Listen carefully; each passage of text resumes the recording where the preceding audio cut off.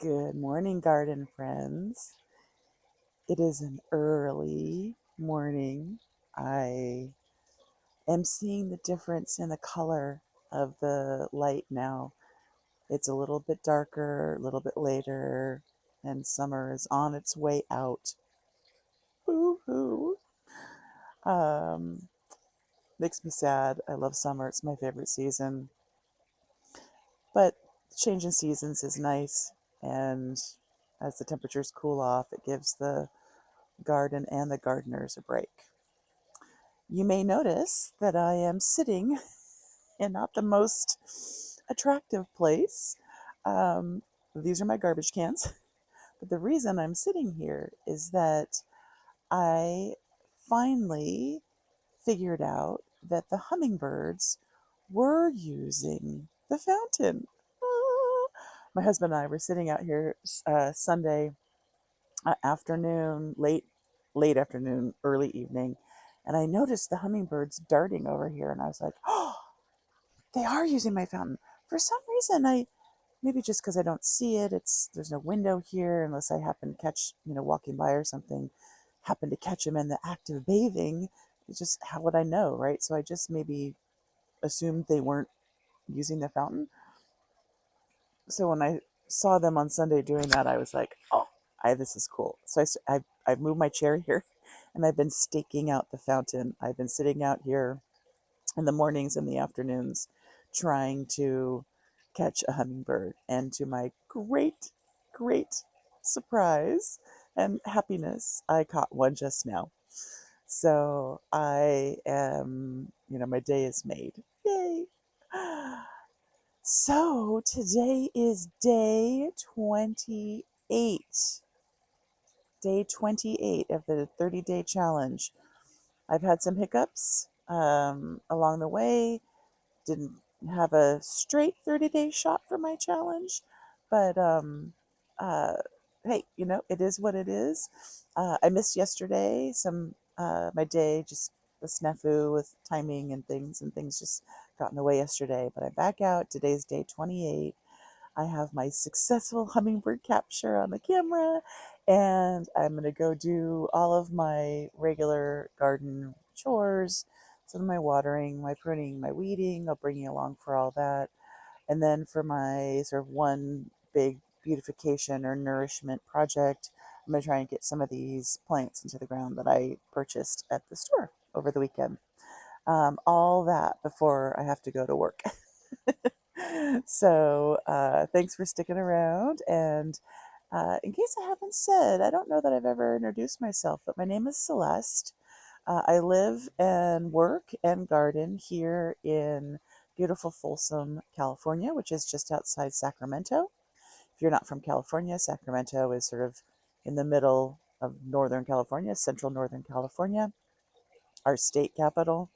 And it's gardening zone 9B, which honestly doesn't mean a whole lot. That's just our cold hardiness zone. So that means that we have hot, dry summers that don't get very cold. Actually, that's not what that means at all. It doesn't mean we have hot, dry summers. Plenty of people are in zone 9B that don't have hot, dry summers like we do. What zone 9B means is that we don't have cold, snowy, wintry temperatures. In fact, our coldest temperatures rarely fall below 30.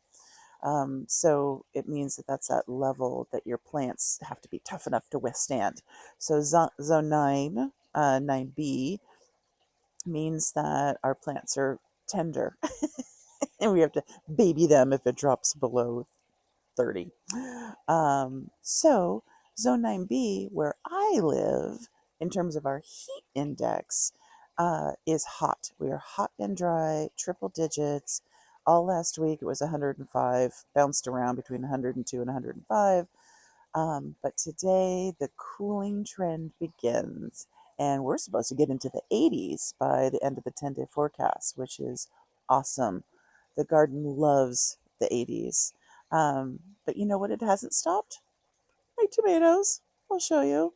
Loaded. So, yeah, it's just been a wonderful summer in terms of the gardening. Hardly anything died. So I've been happy about that. My scavola, which I pulled out. But other than that, we're good. So I'm going to run around, do my chores, and then get some of these plants in the ground. So in the meantime, come along with me and have some fun gardening. I came out here after I transplanted those plants into the planters, and they looked sad. They were crispy and wilty, and so I gave them a good drink of water, and I put up the umbrella. This just gets nailed by that hot afternoon sun, so that should keep them okay until we drop down into the 80s next week, and then I could probably remove it. But they're looking pretty good. Check them out. It's a little weird because I'm under here. I hope you can see it's not too dark, but they got a little crispy, a little fried, but not too bad. The vermillionaires, of course, were okay because they had a nice established root system. But the ones that I transplanted, the redbirds in the tree, I had some carnage here, but I've got this branch is looking okay, and this branch is looking okay, so we should be okay. And then I had transplanted this Veronica as well, so that'll be all right. And then, of course, that chiclet orange is totally fine. It was already established, and it's in its can. I didn't transplant it. So I'll keep this umbrella up for, I don't know, the next week or so. Does the job. Pretty funny, huh? I feel like I'm at the beach.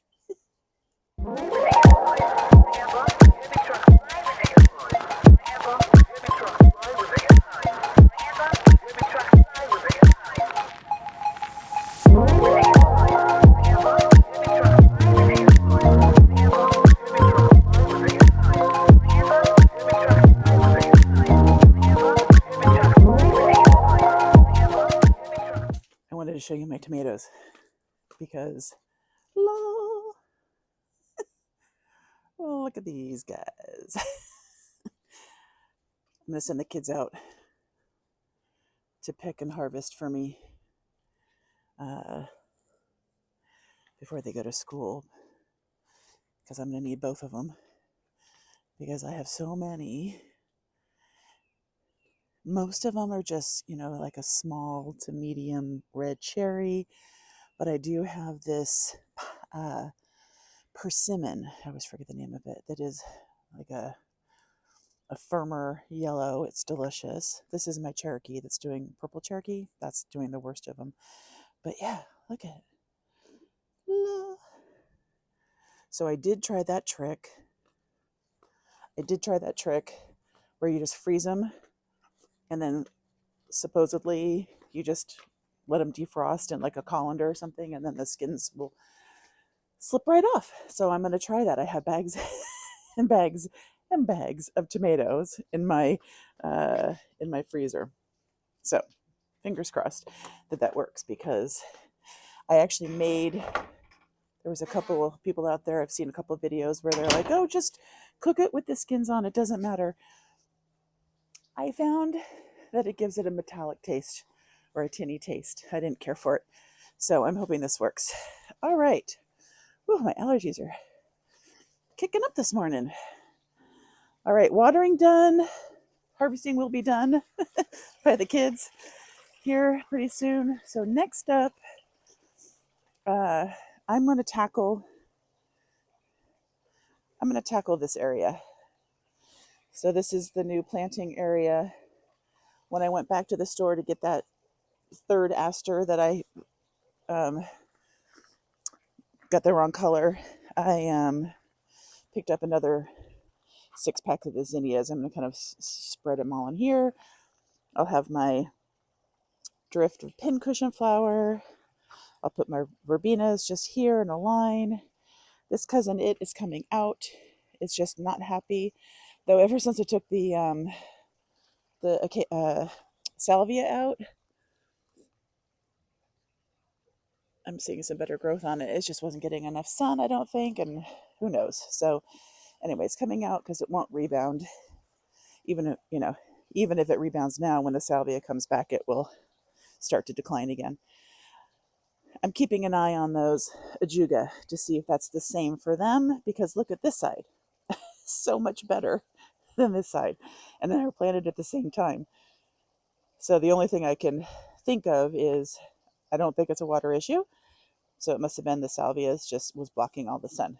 So we will see. But I'm going to try and get these in. And then I picked up some coleus.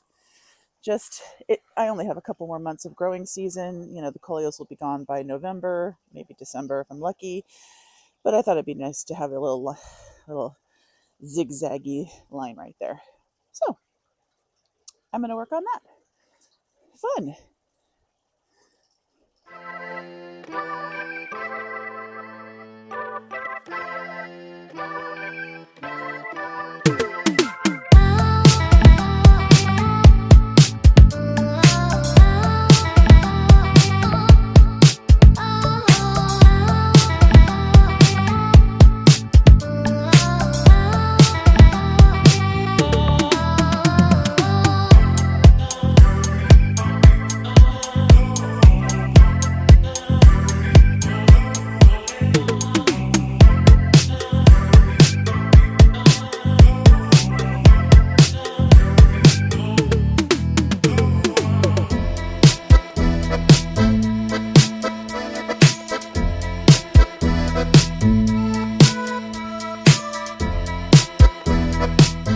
That's all I have time for this morning. Just a little pop of color here to fill in since the salvia I cut down, you know, there, and this filled up this whole area. So I just need a little pop of color. So I thought these coleus would be perfect.